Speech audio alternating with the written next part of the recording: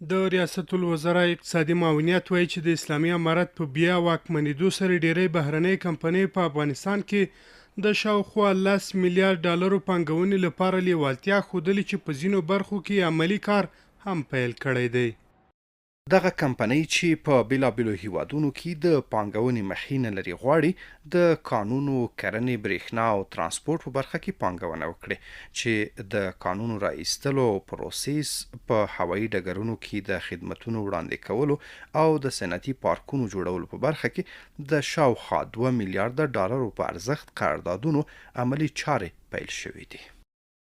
د اسلامي امارت د اقتصاد وزارت مسلکي مرستیال وایي هیواد کې روان امنیتي وضعیت د دې لامل شوی چې بهرنۍ کمپنۍ افغانستان کې پانګونې ته زړه ښه کړي. بهبود وضعیت امنیتی باعث شده که سرمایه گذارا علاقمند سرمایه گذاری در کشور شود و در حال حاضر از هر جهت زمینه سرمایه گذاری در داخل کشور فراهم است و سرمایه گذارا می توانند در بخش انرژی، زراعت، سرکسازی و بندها و سایر موارد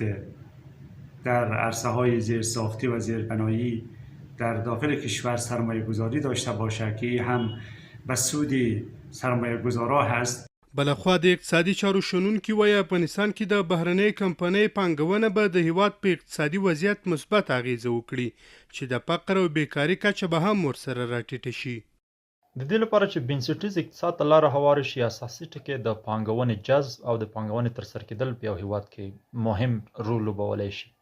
افغانستان کې هر څومره چې بهرني پانګوال جذبېږي او ورته زمینه مساعد کېږي، دا د افغانستان د اقتصاد لپاره ډېره مرسته کوي له څو اړخونو. یو دا چې په کور دننه د بیکارۍ کچه کمیږي، فقر او غربت او لوږه چې په افغانستان باندې حاکمه شوې په کچه کې کموالی راځي، او د اسعارو د خروج په ځای دخول صورت نیسي. د صنعت سکتور پراختیا هم عمومي او مهمه ده چې د یو وارداتي هیواد نه یو هیواد په صادراتي هیواد بدلیدلی شي.